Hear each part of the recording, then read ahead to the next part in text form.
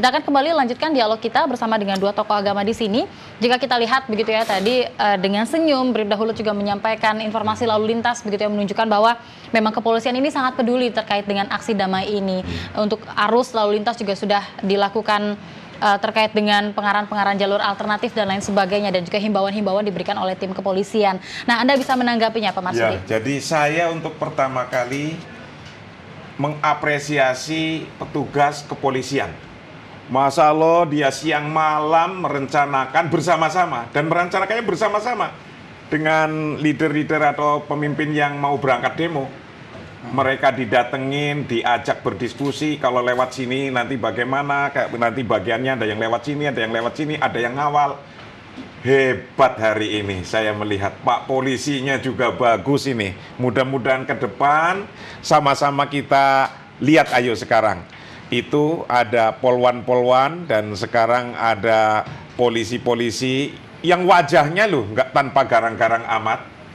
Bahkan ini nanti kalau ada situasi tertentu apa, polisinya juga akan ikut pujian-pujian, akan melantunkan Asmaul Husna itu bareng-bareng dengan mereka. Mudah-mudahan ini siraman dari Allah yang semuanya bisa menerima ini, yang menyampaikan tuntutan ya merasakan tuntutannya nanti diterima, dan pemerintahnya juga bisa merespon dengan baik. Petugas di lapangan, Pak polisi ini dari pagi bahkan mungkin dari kemarin udah mempersiapkan. Coba lihat, tidak ada yang petantang-petenteng itu. Baik. Bagus sekali itu. Baik, ini jika kita bahas begitu ya dari sisi toleransi beragamanya. Ini sebenarnya kan yang dipermasalahkan ini yang kami tangkap begitu ya, ini bukan terkait dengan seseorang yang non-muslim untuk menjadi kepala daerah, bukan seperti itu begitu yang ditangkap, tapi lebih kepada dugaan dari penistaan agamanya tersebut. Jika Anda lihat dari sisi toleransi agamanya dibandingkan dengan Amerika, bisa dijelaskan Pak Samsi? Ya, saya kira ini sekali lagi semakin membanggakan bagi saya umat Islam di Indonesia ini. Saya sudah 20 tahun di Amerika tinggal ya. Jadi saya belajar tentang kehidupan toleransi, kerukunan beragama di Amerika. Apalagi pada akhir-akhir ini ketika terjadi kampanye pemilihan presiden di Amerika terakhir, kami masyarakat muslim itu menghadapi tantangan-tantangan yang cukup besar. Apalagi dengan adanya retorika politik dari Donald Trump yang ingin melarang orang Islam masuk Amerika, ingin menutup beberapa masjid, bahkan ingin memberikan tanda khusus bagi orang Islam supaya mudah ditandai apakah dia berbahaya atau tidak. Saya kira ini semua menandakan bahwa tidak ada bangsa di dunia ini yang sempurna. Tapi sebagai bangsa Indonesia dan Muslim Indonesia, dengan melihat beberapa peristiwa terakhir ini, saya semakin bangga. Begini, ini beratus-ratus orang keluar bukan karena anti Kristen, bukan karena anti Cina. Islam itu merangkul semua agama dan merangkul semua ras. Dan Islam itu belong to all races. Semua ras ini bisa menjadi Muslim dan bisa menjadi bagian dari pertemanan dalam keagamaan kita menuju kepada Tuhan yang sama. Nah, oleh sebab itulah maka saya kira ekspresi ini adalah ekspresi yang dianggap sebagai kepada sesuatu yang dianggap pelanggaran gitu loh. Dan saya juga ingatkan kepada teman-teman, saya beberapa waktu lalu ketemu dengan beberapa teman, termasuk beberapa tokoh yang terlibat dalam hal ini. Saya menyampaikan, kalau sampai Anda melakukan demonstrasi ini karena menentang agama tertentu, saya kira Anda merusak wajah Indonesia, Islam Indonesia kita. Dan saya tentunya yang lebih tersinggung karena saya merepresentasikan wajah Indonesia di Amerika gitu loh. Nah, ketika saya tampil di sana, itu bukan Syamsi Ali yang tampil. Yang tampil itu wajah Muslim Indonesia. Apakah NU, apakah Muhammadiyah atau apa? So, I don't care about that. Saya tidak peduli apakah saya Muhammadiyah atau NU.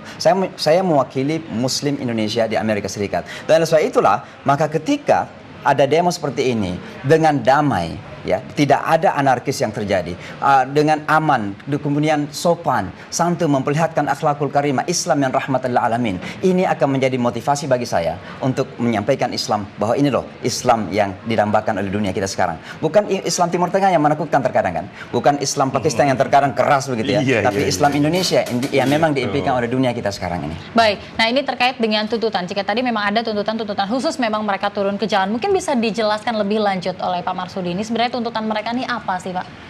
Saya semalam di iNews TV di sini juga bersama Ustadz Zaitun yang